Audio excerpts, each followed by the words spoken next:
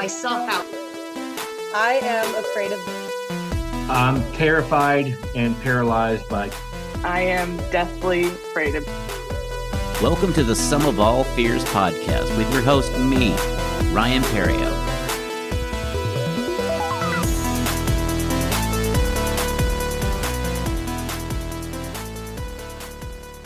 Hello and welcome to the Sum of All Fears podcast. I'm your host, Ryan Perrio. This week, my guest is comedian Danny McGough. Danny is a newer comic here in the Dallas-Fort Worth area. He lives in Weatherford right now, which is on the outskirts of Fort Worth. In this episode, we talk about living with our parents, comedy, and then we get into his fear of having a home invasion while he's asleep. It's a real fun conversation, so let's get into that interview right now with Danny McGough.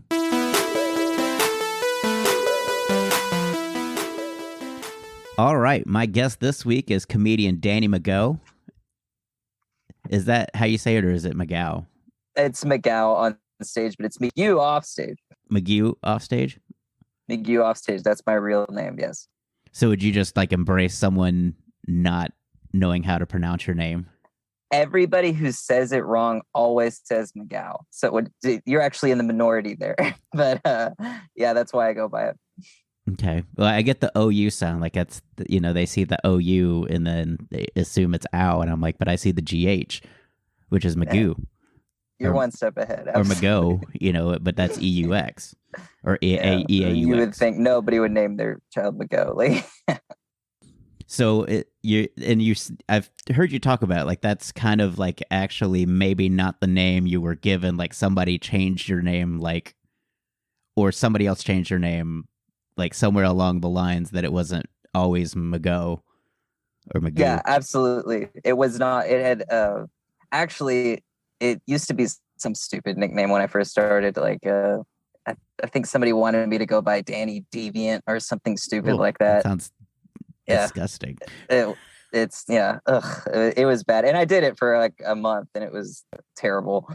And then, but no, McGough just sounded like a movie star. Yeah, but I thought you said it maybe it's great. I really liked it. Maybe getting you confused with Matt McElhone, the other Mac name that he said somewhere along the lines it's not McElhone, is not someone one of his great relatives changed it to McElhone. Oh yeah, no, that was not me. I've been McGough through and through. Okay, so yeah, I think he's his something like McLean or something like that, and they changed it to McElhone somewhere up the line before it got to him. But he talked about that, and I thought maybe that was you, and I'm like, nope, that's definitely not. So how long have you been doing comedy? That would be terrible. I'd want to keep it all the way, Yeah. I'm reaching the 2-year mark, but that includes COVID. Absolutely. Okay. So in 2 years, what has been the highlight? As far as your comedy, what is your comedy like? If you were to have to retire today, what would be the number one memory of doing stand-up? Okay. Sorry. I'm sorry. I would say the highlight has definitely... after I started running my own mics, that used to be favorite thing to do was run my own mics. And then I started hating it after I started getting a couple of bar shows and things like that. Mm-hmm. And but the biggest one has to probably be I bullshitted my way onto this thing that Butch Lord did. And it was this huge big thing at Hyenas, and it was really fun. It was really, really fun. But yeah, that was probably one of the biggest highlights. Okay.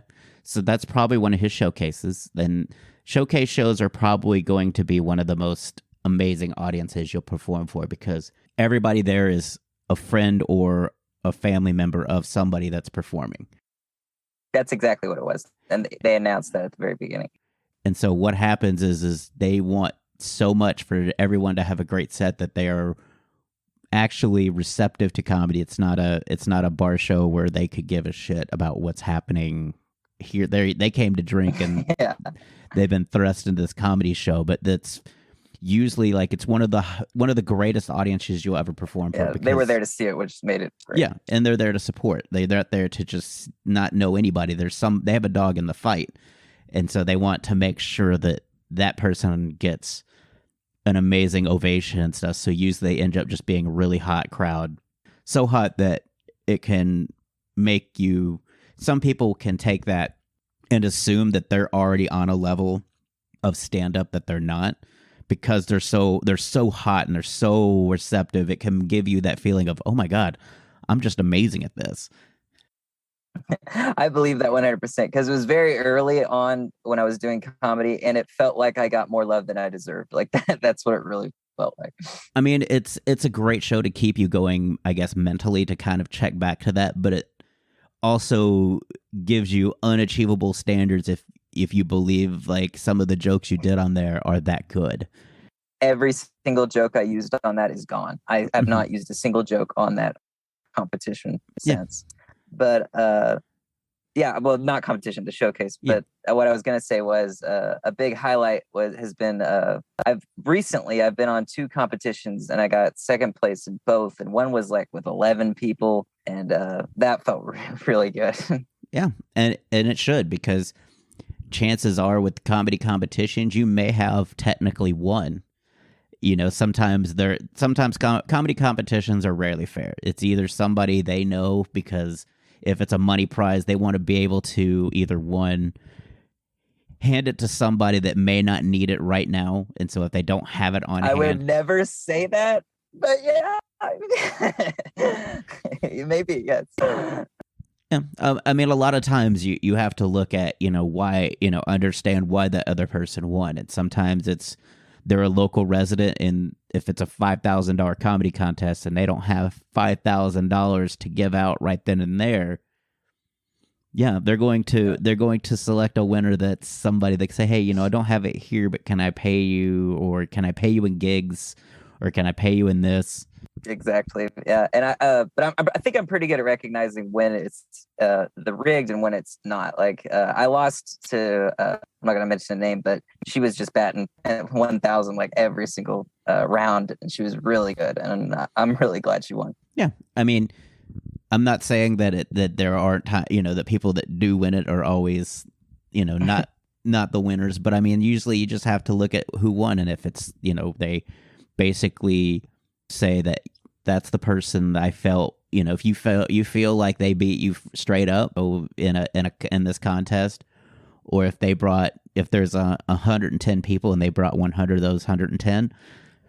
But I mean, you just have to look at their set. Like sometimes there's just a contest that some days it's just not your day. There are days where I thought this is going to be my contest, and I just literally just either choked, or somebody else just had a better set, and you have to be okay with that too, and just be like, okay, what can I do better?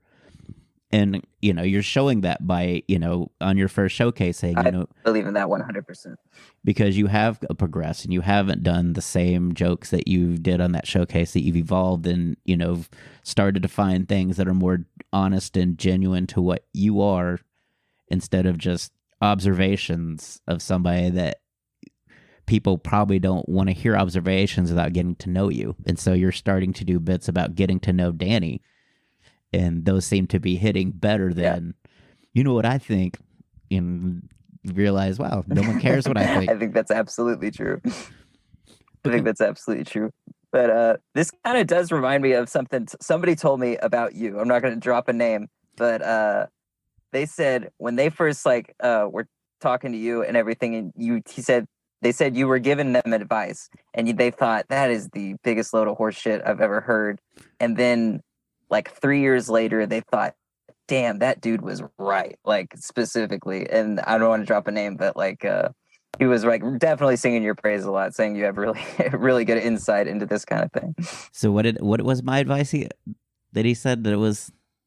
He did not say what the advice was. He was just singing your praise completely. Okay, I was like, because some of the stuff I can't critique your writing. That's one thing I try not to do, because I'm like, writing is your baby, and there's nothing that it gets more personal than critiquing someone's stand-up material. Like if you to tell them, I don't think that's a good joke, or I think that's a poor, that's really shitty writing.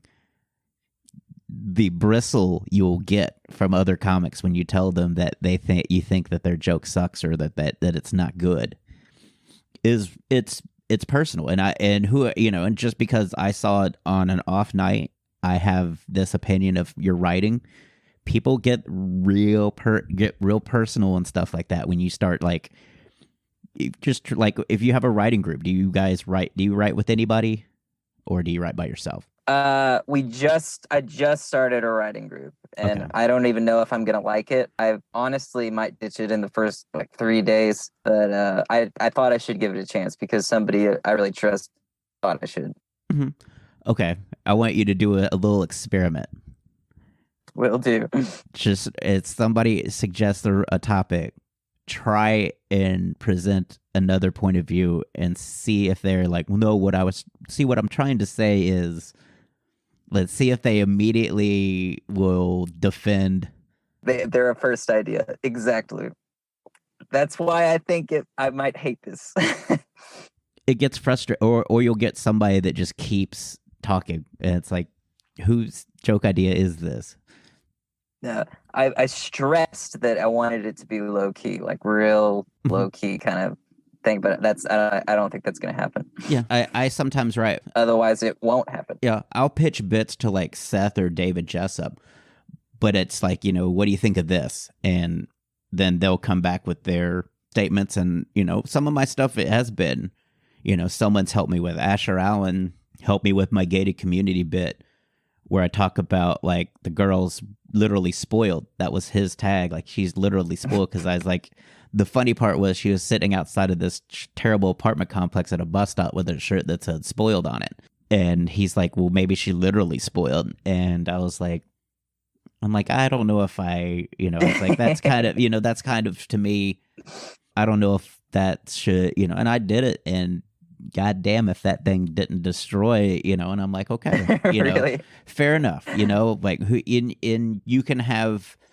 sometimes you can think your way out of a situation. You can try to write a biblical verse when a Reader's Digest sentence will do. And people will sometimes just create this whole like phantasmal like setup, and then you can't. It's like, sometimes you don't need all that. Sometimes you just say the setup as simply as possible, and then the punchline, and then boom. The main piece of advice I had from somebody that I really trust was same guy, was cut as much as you can off of the joke. And I've been doing that, and I think it's been working for me. I feel like. And it can be hard. Like, as an opener, you want to cut and edit and get to the very bare bones of a bit, and just, okay, here, like one of my, I'm trying to think of what bits I do that you've seen that I did as an opener, like my DUI stuff, like the crock pot joke I came up with just as I started as a feature, but the DUI chicken used to be one of my opening closers. Walmart bit used to be one of my opening closers. Like, I would bang, like the Walmart, like I bought a shirt at Walmart, and the sizes, S stood for slim, and I just slim, then I was like, what about other size? Like M, maybe. L, likely. Extremely likely. I could see where that could be like overthought, like where you add stuff you really don't need. Well, if you hear it to me as a feature, you see where the bare bones is. Yeah. But that was me as an opener. As a feature, it's longer. It's like gets this, the setup and goes through that, and then I have a tag after that about buying sweatpants, and it just goes repeatedly, and so it's just one of those things where as you learn once you go into opening, you want to hit it with quick, but once you move to feature, you want to, I think then unpack it and talk about it and see what you can make out of it that way. That's cool. I never even thought about that. I've never featured or anything, but I've never thought about that, but needing to expand more. I've never even thought about that. Yeah, because what's going to be easier? Is it easier to just adding 5 minutes to a bit you already know works and just kind of tinkering with that, or coming up with a new 5 minutes? Instead, or stretching a 5-minute joke works into 10 minutes. It's a lot easier to tag up. Hard. It sounds Like, hard, but once you get to opening and you've mastered opening, you'll understand what. Oh, I just can talk. I can say this little tagline, this, and it just keeps going. Or you find out that two of your opening jokes, if you put them together, make one long bit, and you can go through. My DUI stuff was basically me as an opener. Like that's why it's so fluid, and that's why it's it has all this emotion and stuff, because the bare bones of it I had since I was an opener, and so I can just build around it. And it just becomes longer and longer, and you learn to kind of adapt on stage. And sometimes what you do on stage works, and you just repeat it, and it becomes another part of the bit. when you say it like that, it does that does seem a little easier. Like because I've had to move around stuff. One of my best friends says that's like the worst problem that I have is I get up there and I'm thinking. I say a joke and it might not work, and I switch gears immediately, and then it's like I don't know where the joke should be, like absolutely. And then if you like make them together, put them together and like flow off each other, I think it makes it longer, like you were saying. It does, but you just have to you have to build an internal clock and just know, okay, I'm only doing 10 minutes. How am I going to organize this? And when, and know when 10 minutes feels like, and be like, cut to closer.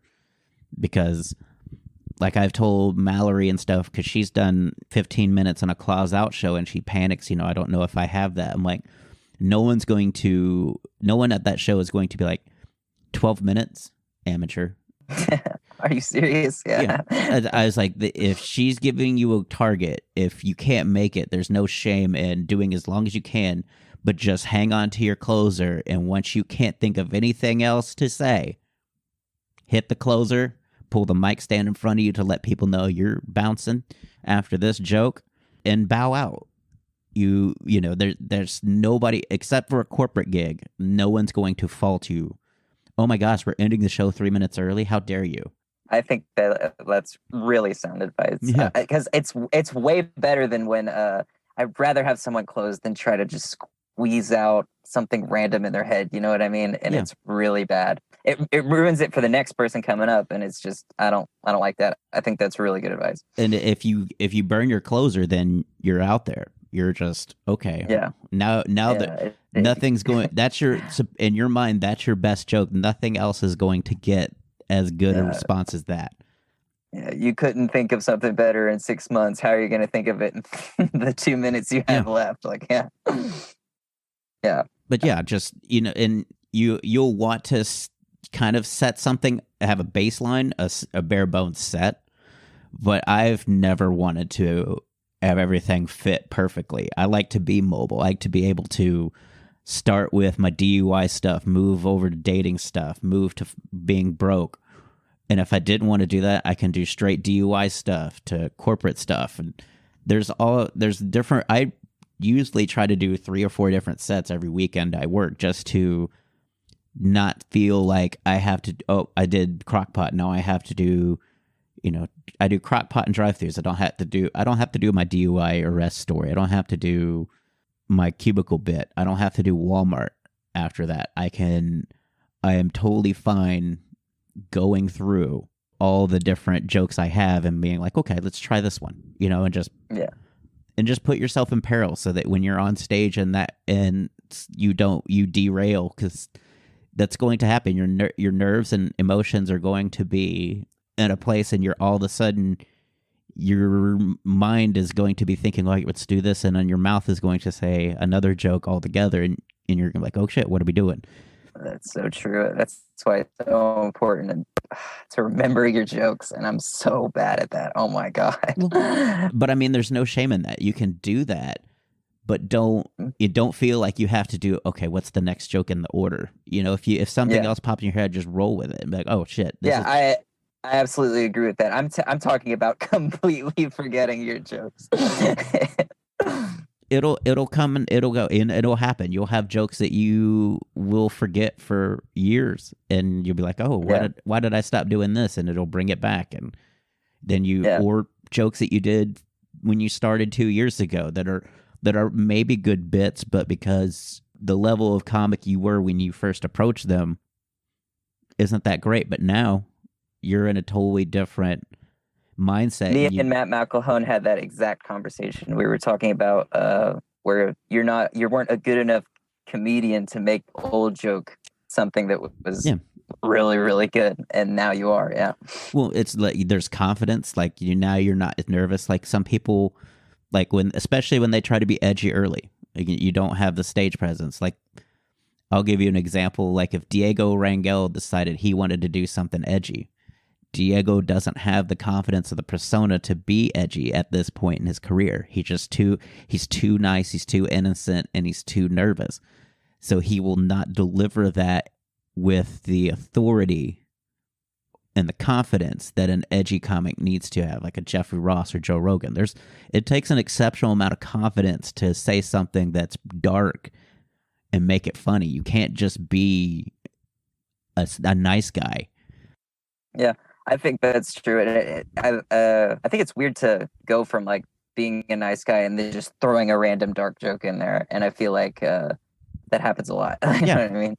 But I mean, you try to emulate the comics you admire. So if you admire a Joe Rogan or a Jeffrey Ross or Louis J. Gomez, Big J. Okerson, that's how you're going to approach stand up until you kind of find out who you kind of make peace with who you are. Yeah. Own who you are, and then all of a sudden your jokes get bigger laughs and stuff because they're honest and they fit you. They're not you trying to be Big J. Okerson. Big J. Okerson's been doing this almost 20 years. I think that's I think that's true, and I think that's impossible to explain to people. It was possible to explain to me when I first started. Yeah. I mean, it's like I feel like that's so hard for people to grasp. You know what I mean? But that's also like if you're in kindergarten and you tell me you want to be a ninja, I'm not going to explain to you as a parent why it's why you're absolutely not going to be a ninja. I'm going to let you pretend to be a ninja until you realize I can't be a ninja. I can't be a ninja. That's a great way of thinking about it. Oh my God. So that's why you don't see me get a lot of new people advice other than learn to love what you're doing, because you're going to be doing it at this level for a very, very long time. And even after you get some success, you're still going to be doing it at this level. That's tremendous advice. Absolutely. Yeah.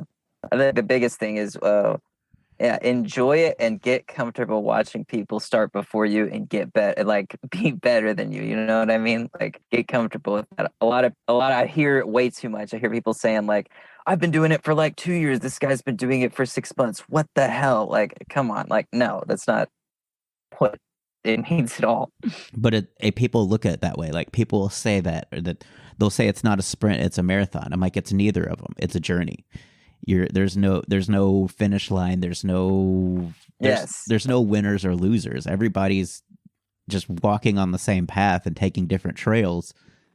And sometimes their trails lead to earlier success, but it doesn't mean they won't have struggles a year or two down the line, because when you're successful early, you still have hurdles to get through, whether it's you have stage presence early that gets you through writing maybe not the best jokes for a while, but then you kind of hit a snag and you need better material. And it's hard to write. Some people it's hard to perform. Some people are amazing writers, but they just can't face a crowd and be confident at that same time. And it takes time to not be afraid. Exactly. And then it might be easier for the person who doesn't have that same success. And so it's very interesting, because as a comic, like I have the fear you talk about. Like that is one of my fears, because before the pandemic, I was never home. So I would go to the office and then immediately from the office drive to open mics. Now I work from home, so I'm home more than I used to be, but I still do a lot of open mics. Like I will go tonight, tomorrow, Tuesday I'll probably do TKs just to kind of spread it around and not be just at Funky Picnic, and then I'll come back to Funky Picnic week after next. And yeah, I see you at So yeah, there's a reason I do all those open mics. That's the reason I am where I'm at, is just because I just constantly work and I just don't stop working. Yeah. So it's cool to look at, man. Like the way you do it is really good. I think I really like your stand up. But thank you. It's taken me a long time for me to get there. Like it took me almost to my 3rd year anniversary before I got my first weekend at Hyenas. It took like 10 years almost after that to get to feature. So 6 years. So I was opening for 6 years. Then I moved to feature in like 2015 after people that became openers after me, but features before me, like Jessup and a couple of other people, moved to feature before I did. And I just learned to be okay with it. Like there's times where you just see it in a moment. It's okay to feel like you are an underdog. Yeah, I think taking that in stride is the best way to go for it. Like you are the underdog. Like I am the underdog. Like that kind of mentality is good. Yeah. And so, I tried. That's how I've always approached it. It's like, that's fine. I'm going to bide my time because once they do see me and so I've branded that. But being a stand-up comic, I'm away from my apartment, most hours of the night. And so I get kind of nervous. I'm on a downstairs apartment. I'm not in a very place that's conducive to your fear because of my apartment's location in the complex, and so it's very high it's on the ground floor, but it's super high visibility. It's not like they could park somewhere and there's not people that could see them. I think I would feel more comfortable in an apartment. Absolutely. Yeah. So tell people what your fear is. My biggest fear has to be home invasions. I think the idea of somebody coming into your house like while you're sleeping and not just stealing anything, but the fact that they're there. They could take everything in the house, and if they're gone by morning, I would feel much better than if they like somehow just attacked me, or if I knew they were in my room or something like that. That freaks me the heck out. So what is it about that freaks you out? Like what do you think triggered? Well, it started when I was like 3, absolutely. Like just when I was little and I first learned the concept of a burglar. It just like I don't care if like you invade my home while I'm awake, like at all, like 0%.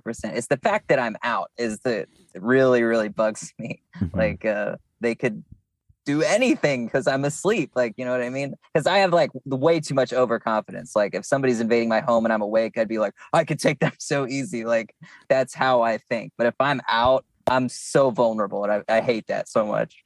So what is the best self-defense move ever? I think the best self-defense move is your knee. Absolutely. Your knee 100%. Okay. I mean, that's the best way to move. If you have a gun or a weapon, then you're screwed. But still, that doesn't give me fear, like at all, like zero fear if they had a weapon or something like that. But if I'm asleep, that's what bugs me. Like that's the big thing.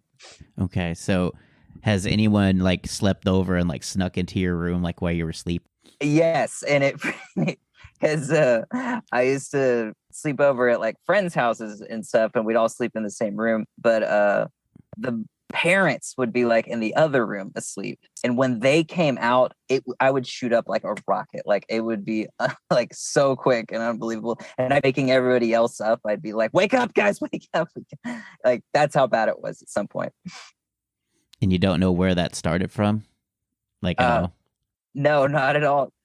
Just nothing happened. I've never had a break-in. Still haven't had a break-in. I've had a break-in where I wasn't there, but I've never had a break-in where I was asleep in the home and woke up and my stuff was gone or something like that. But yeah, I guess I mean I watched a lot of crime movies growing up, but I doubt that had anything to do with it or anything. Like, how do your parents wake you up? Do they sneak into your room and try to wake you up? And have you always just kind of? No, I always used an alarm clock, always, but they would not always knock on my door, like sure I got up, and if I slept through my alarm clock, that knock, I can still remember it, scares the shit out of me. Like it was always loud, especially my dad. It would just bang on that thing. That would scare the shit out of me. Absolutely. Okay. So that maybe just that whole parents like this, the whole like loud noises while you're asleep. I think I need to look into autism. Like, I think that's what I don't know if it's autism. It's just, some people just have anxiety about loud noises. Like Yeah. I've interviewed Ruth Banks on this, and she's afraid of balloons, and that's just because she doesn't like loud noises. And so a balloon is just, it's going to pop. And that's all she can think about is that balloon, the loud noise that balloon's going to make when it pops. Yeah. I used to be that way growing up, but I grew out of that. Now, if I hear that knock, my instant thought is home invasion, like right away. Like that's where it goes. Okay. So how do you kind of, I guess, how do you go to sleep knowing that could happen? Like, do you just live at home with your parents? I really have. I wish that was why, but no. The main thing I do now is I used to just like bite the bullet and just go to sleep and just pray to God, but now I kind of like I do this thing where I like deep breaths, calm down, and go to sleep and things like that. That's how it really helps me. I have my eyes open, then they're closed, then I sleep. Like that's how it is now. Because doing what I used to do, where I just covered up completely and then just I lost sleep because of it. So do you live on your own, or do you live with your parents? I still haven't. I do live with my parents right now. So is that more of a comfort to you than moving into an apartment alone, or Yes, absolutely. I am upstairs, and I will not be the first taken out. At least, like that's a big part of it. Okay. So you're comfortable staying at home. You would rather do that than live on your own. No, absolutely not. The disadvantages of living there are far outweigh my fear. Like, absolutely. I would rather live on my own. But in terms of my fear of robbers, it is way better. Absolutely. Okay. So usually what I learned to do is that I realize that what I have is not super valuable. Like I have nice things, but I know they're not like stealable. Like now, I'm 45, so there's a lot of age thing of, like to me, some of this high tech stuff is really valuable, but I'm like, they've got even newer TVs than what I have. I have 2K TVs, and that my TV is not even a 2K, flat. It's just a flat screen Sony, but no one's going to steal that when it's not a 2K 60-inch. It's just a very modest, 48-inch flat screen TV. It's not the most, amazing TV ever created. I got you. That we don't have super nice things at all. I mean, we have our valuables, of course, but like I would say my fear is pretty irrational. Like it's to an irrational level. Like I logically do not think my house is going to get broken into, especially in Weatherford, Texas. But it's very irrational, I think. Yeah, but I mean, you just take a look around to take stock. I'm like, no one's broken in yet, and no one around I've had close bouts with it when I was having to live with my mom in my 30s. Like we had a condo over in Hearst off of Precinct Line and Harwood, right behind like the Hyatt and all the Dunkin' Donuts and stuff. And when I first moved into it, there was an old lady that next door to us that got broken into. And I came home. I worked a job that had irregular hours. Like I could do my work and leave at noon if I pushed it.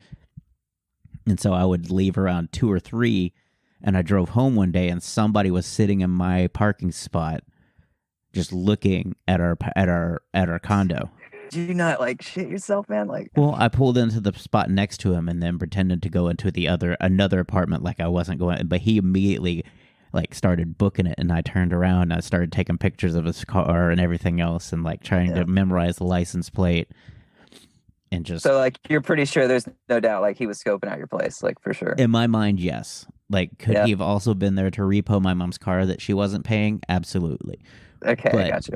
But he was just there staring like at the apartment, just getting a lay, and I just happened to drive up. And for the next few nights, like any kind of noise outside my window, because I was over the garage.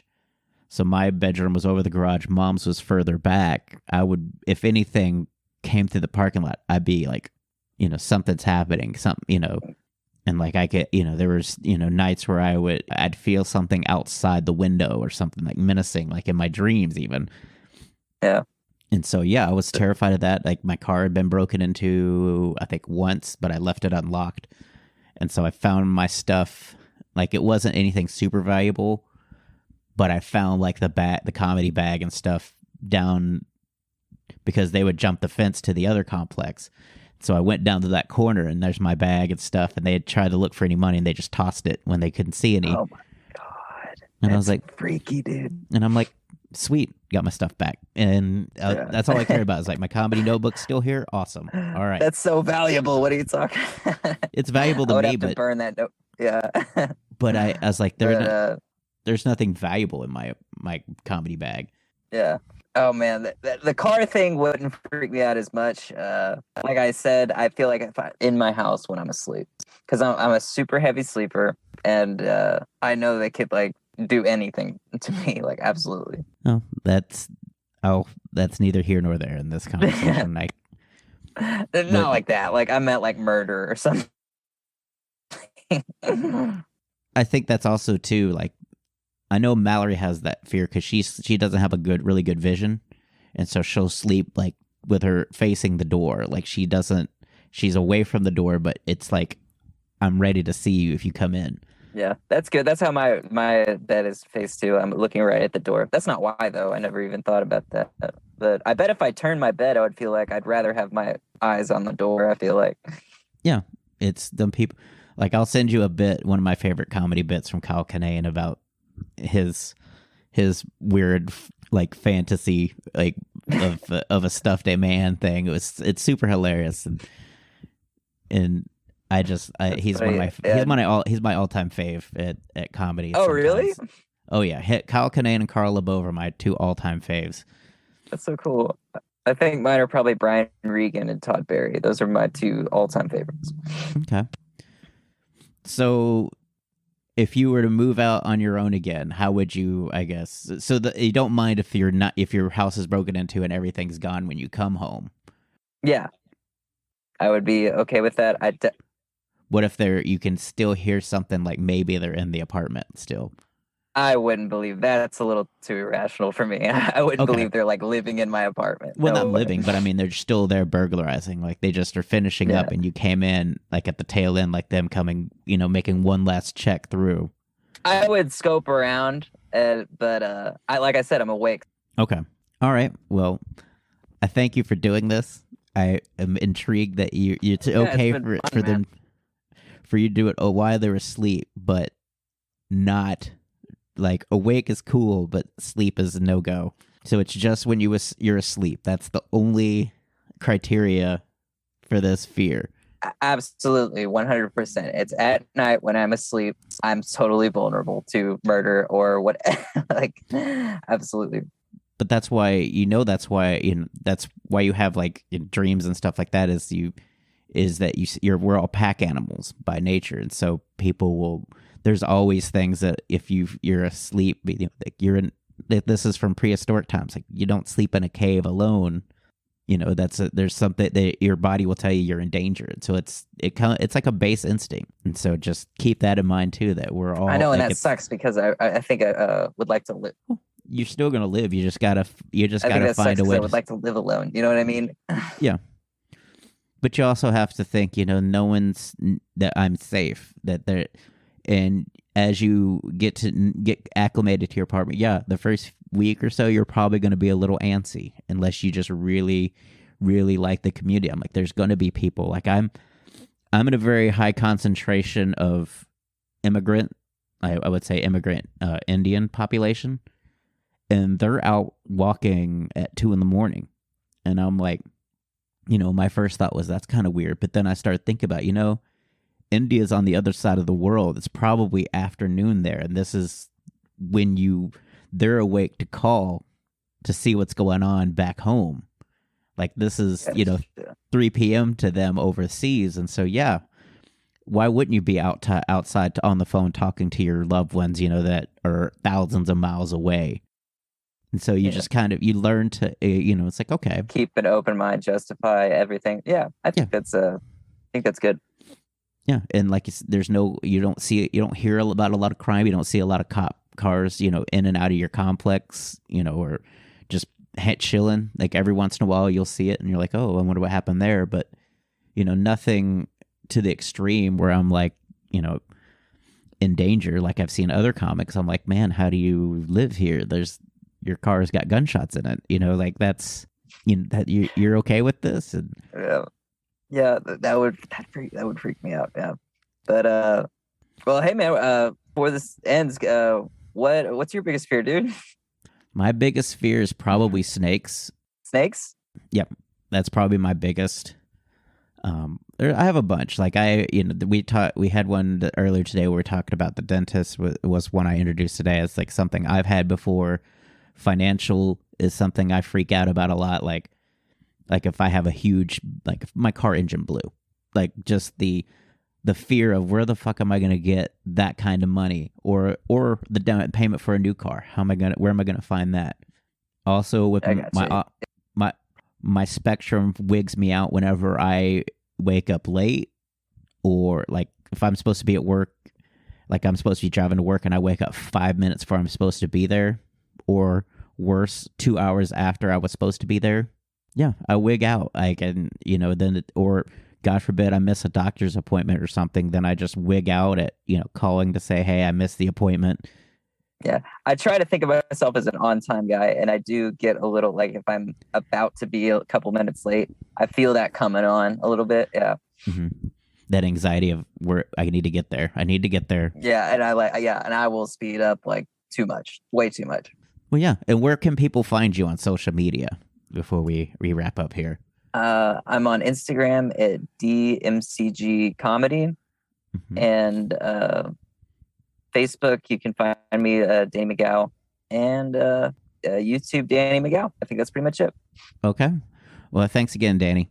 Awesome. Thanks for having me, Ryan. It was really fun. So that was Danny.